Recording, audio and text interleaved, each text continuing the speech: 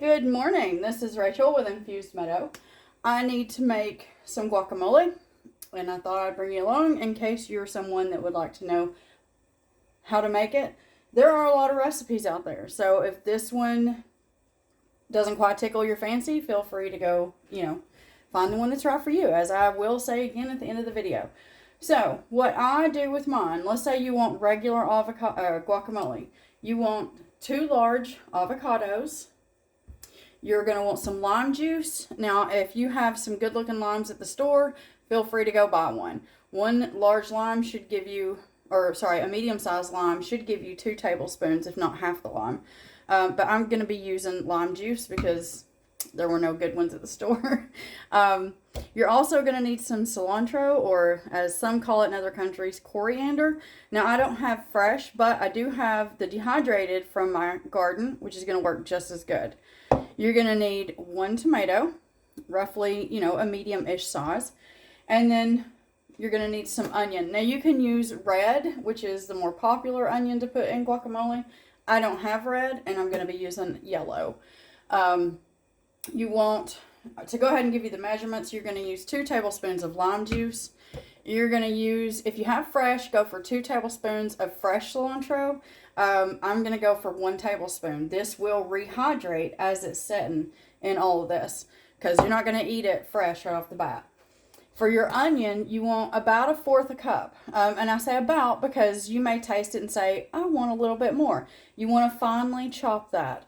Okay, here's where, for your tomato, you're going to chop this up nice and small. Now, if you don't like all the liquid in there, feel free to, throw that part away and then just use the fleshy bit. But at that point, you may need roughly 1.5 tomatoes. I will be using the whole tomato. And from there, you have your guacamole base. Now, if you're like me and you like yours just a little spicier or a little bit more flavor, I'm going to go in with 1 garlic clove that I'm going to dice this up nice and small. And then roughly 1 small jalapeno. These are my home canned because, it's not grow season and I don't have a greenhouse with all the lights and heat and stuff. So this is what I canned last year. And I'm going to go in with just a little bit of these to add to this so that I can get that nice, just tiny bit of heat added to it. Alright, so I'm going to go ahead and open that. So that way that's done. I'm not going to record everything. I just wanted you to know what we have as a base. So I'm going to start by getting all this other stuff chopped up and set aside, and then I'll bring you back. So what I do, I have these bowls that have a flat bottom and they're fairly wide. I take, and I know some people may say, well, that's counterproductive. You can put all of this, as in your 2 avocados, into one large-ish bowl, and you can try mashing this if you want with like your immersion blender. I don't. I use my potato masher, and that's why I like these bowls. I can use this with my potato masher, and it reaches the bottom completely, and I can, from there, just do the rough smush, if you want to call it that, of the avocado. So you do this however you want. Like I said, you can put it in a bowl with your immersion blender if you want. This is just the way I do it. You can even put it in a bowl and use a fork if you want to, just to get it all nice and mushed up. So you'll do it however you want. I wanted you to see how I do mine. And I'm going to go through, I'm going to get this into that bowl, and then I'll get this one done, and then I'll bring you back. Okay, so what I'm going to do, I have a spatula, and I'm going to go ahead and add to this 1 tablespoon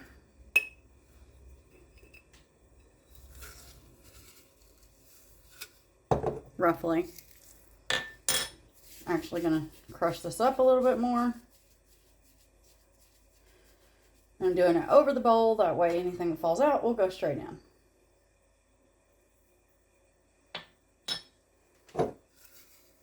Because if you have fresh cilantro, you're going to chop it up anyways.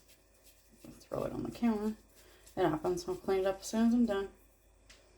So like I said, you're going to use 2 tablespoons of fresh with what I've dropped in there, that should be good. 1 tablespoon if you have dried.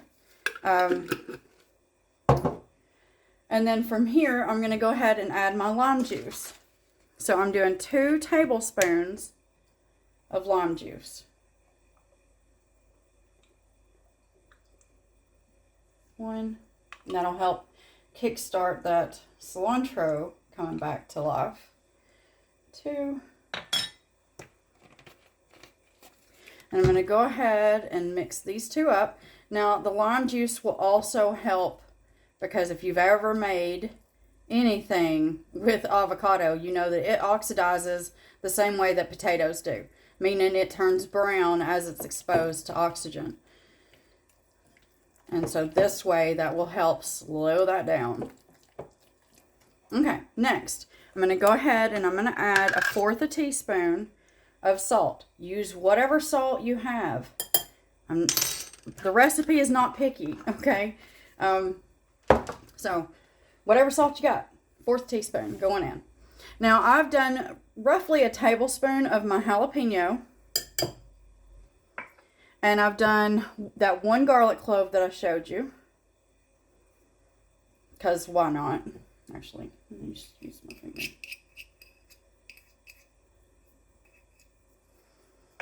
And now I'm going to add my onion.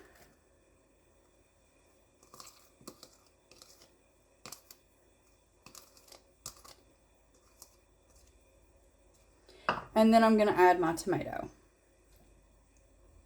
Now, I did not take the insides out. I just don't. But you do whatever you want to do.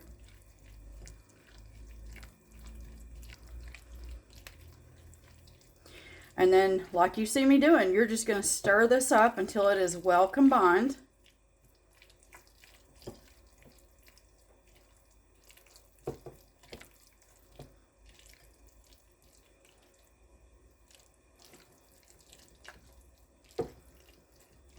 Now, what I like to do is I like to let this sit in my refrigerator for at least an hour, and then I'll taste it. That way it gives everything time to come together, and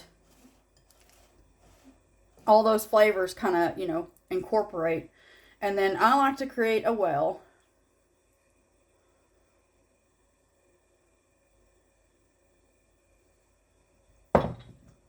And put that slippery seed right in there. I don't know if it's true, but I was always told that this right here also helps with the oxidation process. So I've always put that in there. And now what I'm going to do is I'm going to put some saran wrap, or plastic wrap as some like to call it, over this. And I'm going to press it down onto my guacamole. Me and this plastic wrap don't generally get along, so I apologize in advance. No, it's better than it usually is. Alright, so what you want to do is you want to take and just press this down onto that. Also helps with oxidization.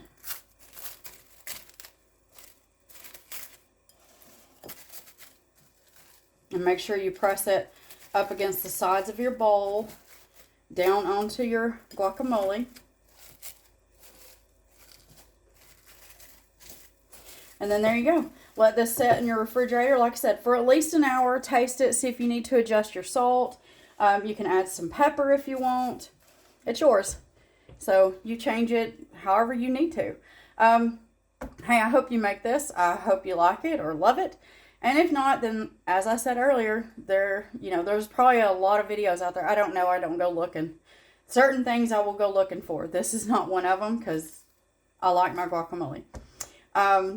So, there's, like I said, there may be a lot out there. So I hope you find the one that's right for you. And as always, I hope you have yourself a very wonderful day.